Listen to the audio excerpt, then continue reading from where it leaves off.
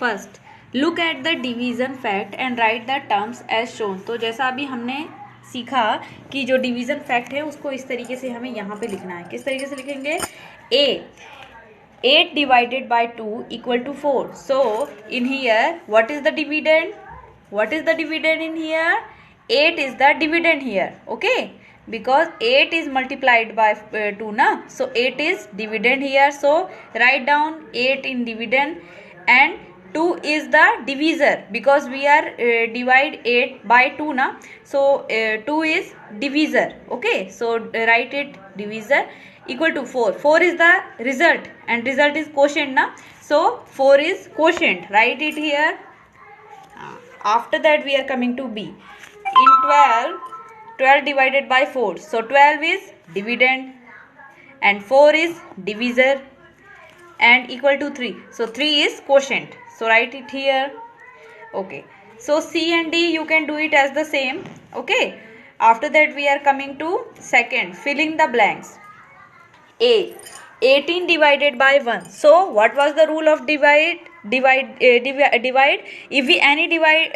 we divide any number with 1, the result will be itself ना 1 का divide किसी भी नंबर में करते हैं तो 1 ही मिलता है. So 18 divided, if we 18 divided by 1, result will be 18. Okay, after that we are coming to B. 13 divided by dash to get 30. So 30 का डिवाइड ऐसे कौन से नंबर में कर सकते हैं हम कि हमें 30 मिले? बताइए. सिंपल, 1 में. अभी हमने पढ़ा ना 1 का डिवाइड अगर किसी भी नंबर में करते हैं तो हमें वही नंबर मिल जाएगा. सो 30 का इफ वी हमें अगर 30 ही रिजल्ट में भी चाहिए तो हमें क्या करना है? 30 डिवाइडेड बाय 1 करना है. So right it here 1 and result will be 30. C, 0 divided by 15. So अब आप बताइए कि 0 का अगर 15 में डिवाइड होगा तो क्या होगा? हमने अभी रूल में पढ़ा था ना, if we divide any number with 0 the quotient will be 0, the result will be 0. So right it here 0. किसी भी नंबर का अगर हम डिवाइड करते हैं 0 में, जैसे हम मल्टीप्लाइड भी करते हैं तो 0 ही मिलता है ना, वैसे ही अगर हम डिवाइड करते हैं 0 का किसी भी नंबर में तो हमें 0 ही मिलेगा. हमेशा याद रखना. Okay, D dash. ओके, ये तो आप कर सकते हैं डी वाला. अभी मैंने आपको ये रूल बता दिया है. अब आप समझ के कीजिए कि किस चीज़ में किस नंबर में 95 का डिवाइड करें कि हमें रिजल्ट 1 ही मिले. बताइए. नहीं बताया मैंने? अरे 95 का अगर डिवाइड आप 95 में ही करेंगे तो आंसर तो 1 ही मिलेगा ना. सो राइट इट हियर 95. ओके, चलो ये थोड़ा सा डिफरेंट था लेकिन है वही रूल्स. ओके, तो ये जो ई और एफ है ये तो आप इजीली कर लोगे क्योंकि ये रूल मैंने अभी आपको करके भी बता दिए हैं. ई एफ आप खुद से करेंगे. After that we are coming to 3. Divide on the number line and write the quotient in the box. तो यहाँ पर आप देखिए ये 2 नंबर लाइन्स दिख रही हैं.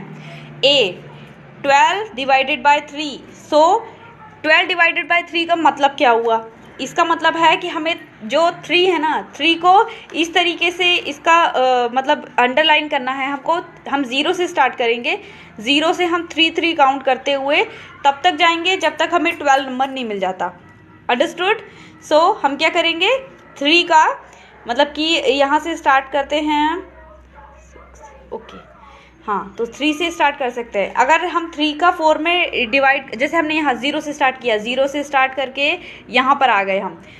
3 से हमने फिर से स्टार्ट किया. 6 से फिर से स्टार्ट किया. 1 2 3 9 1 2 3 12. ओके, अब हम 12 तक पहुँच गए. तो हम कितने टाइम्स में पहुँचे हैं 4 तक? 4 टाइम तक ना. सो आ जाएगा यहाँ पे 4 और हम यहाँ पर भी इसको मार्क कर देते हैं. बी, तो चलिए ए की तरह ही आप ये बी वाला भी कर सकते हो बिल्कुल इस तरीके से. 16 डिवाइडेड बाय 4. तो आप 0 से स्टार्ट करके 4 1 2 3 4 करके फिर से जहाँ तक आप जब तक 16 तक नहीं पहुँच सकते. और हर बार आपको 4 टाइम ही लेना है. जैसे 4 डिवाइड कर रहे हैं ना तो 1 2 3 4 जहाँ पर आप पहुँचे उसको अंडरलाइन करेंगे. फिर से 1 2 3 4 ही पढ़ेंगे. फिर 4 तक काउंट करते करते 4 4 4 प्लस करेंगे. 4 को 4 टाइम प्लस करते जाएंगे. जहाँ पर आप पहुँचेंगे उसको हाईलाइट करते जाएंगे तो वो आ जाएगा आपका answer. Understood? Okay, so you can do it as the same. Okay, so जो क्वेश्चन हमने अब ये छोड़े हैं ये सब आपको करने हैं और अपनी कॉपी में भी रन करना. Okay, so do it.